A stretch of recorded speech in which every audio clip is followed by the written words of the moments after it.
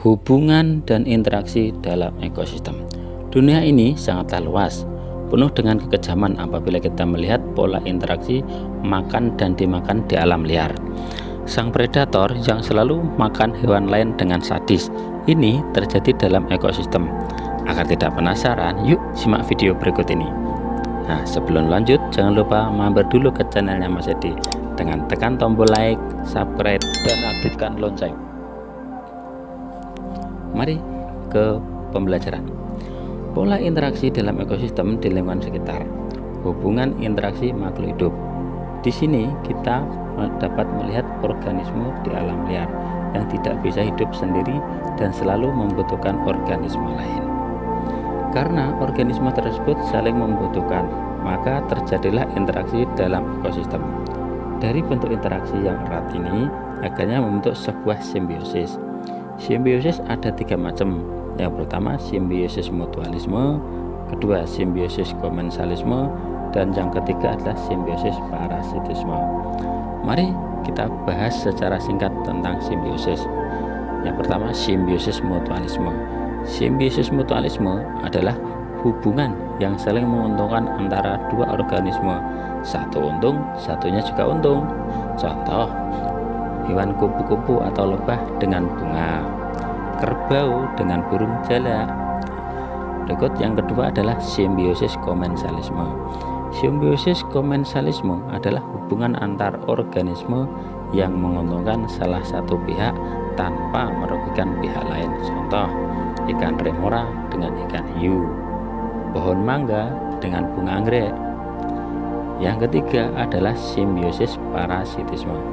Simbiosis parasitisme adalah hubungan antara dua organisme yang berbeda, di mana satu pihak diuntungkan dan satu pihak dirugikan. Contoh, manusia dengan nyamuk, lalat dengan buah. Baik, mari kita bahas materi selanjutnya, yaitu komponen biotik dan abiotik dalam ekosistem. Komponen abiotik mempengaruhi makhluk hidup dalam lingkungannya. Begitu pula sebaliknya dengan komponen biotik. Ekosistem adalah sebuah makhluk hidup yang memerlukan lingkungan tertentu untuk memenuhi kebutuhan hidupnya. Ekosistem haruslah seimbang. Dengan keseimbangan ini bisa terganggu oleh faktor alam dan manusia.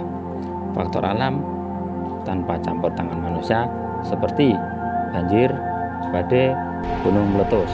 Faktor manusia seperti pemburuan liar, membuang limbah sembarangan bisa menyebabkan rusaknya ekosistem dan perubahan jumlah ekosistem. Untuk menjaga keseimbangan ekosistem, maka adanya pola makan dan dimakan. Dalam ekosistem, kita dapat mengenal adanya istilah produsen, konsumen, dan pengurai. Produsen adalah makhluk hidup yang dapat membuat makanannya sendiri, contoh pohon. Sementara konsumen adalah makhluk hidup yang tak bisa menghasilkan makanan sendiri, contoh manusia dan hewan. Pengurai adalah organisme yang memakan makhluk hidup yang telah mati, contoh jamur, lumut, dan cacing. Selanjutnya, mari kita bahas tentang rantai makanan. Perhatikan rantai makanan berikut. Rantai makanan terjadi jika satu jenis produsen dimakan oleh satu jenis konsumen. Konsumen satu dimakan oleh konsumen kedua, konsumen kedua dimakan oleh konsumen ketiga, dan seterusnya sampai pada tingkat puncak. Dalam rantai makanan terdapat pengurai yang dapat menguraikan semua sisa makhluk hidup yang telah mati. Dan rantai makanan ini bergantung menjadi salah satu dinamika, yaitu jaring-jaring makanan. Selain jaring-jaring makan, ada juga disebut dengan piramida makanan.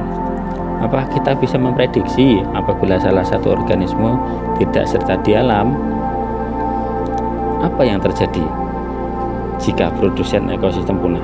Nah, dalam ekosistem yang seimbang, perlu jumlah produsen lebih banyak daripada konsumen. Berdasarkan bentuknya, ekosistem ada 2 macam, yaitu ekosistem alam dan ekosistem buatan. Ekosistem alam terbuat oleh alam, contohnya laut, sungai, dan hutan. ekosistem buatan, ekosistem yang terbuat karena adanya campur tangan ulah manusia, contoh waduk dan akuarium. Sekian pembelajaran ini, semoga bisa bermanfaat. Terima kasih.